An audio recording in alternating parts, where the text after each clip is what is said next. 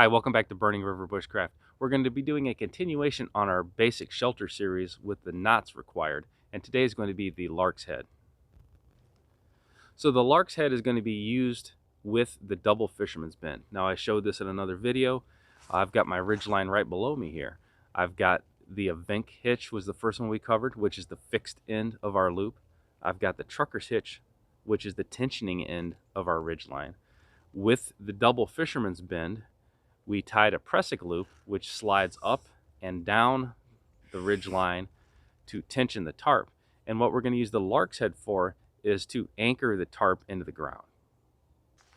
So this is a real simple knot. Hopefully this won't be a long video. I am going to take my double fisherman's bend, and in this case I'm going to go right through the grommet of my tarp.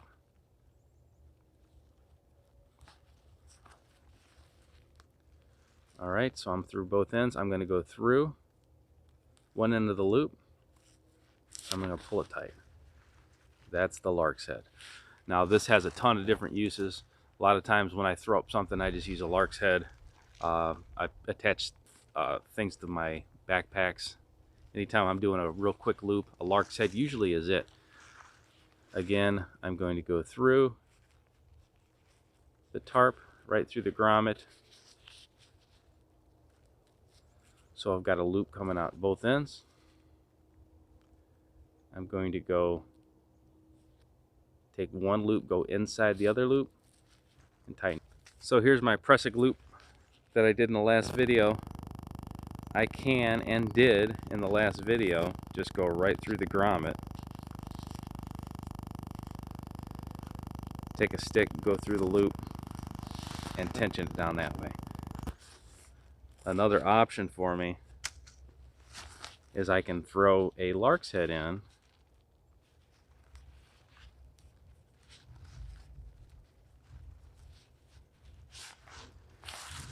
and I can still do that same thing with a toggle.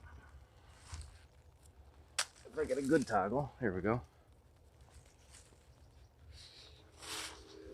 So I can still toggle, and in this case I'm just going through paracord instead of going through the grommet. I have found it's a little bit faster than trying to go through the grommets. As far as durability, I don't really think it matters much, but that's just one use of the Lark's Head. So I've got my tarp on the ridge line, and this is the end that I'm going to stake down to the ground. I'm going to do a lean-to with this tarp. So rather than trying to find a proper size stake or using those plastic stakes, plastic yellow ones like from Walmart, and trying to punch this down to the ground, that's never going to work right. A Lark's Head is what we're going to be using. So I'm just going to go through super quick.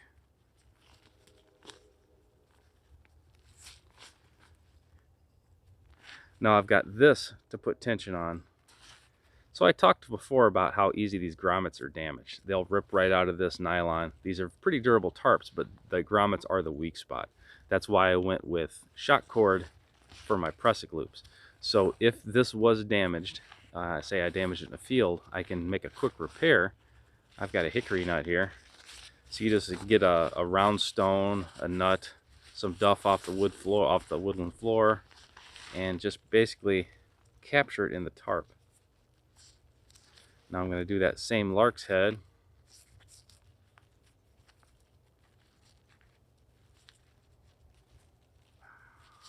Here we go. And that's actually stronger than the grommet would ever be.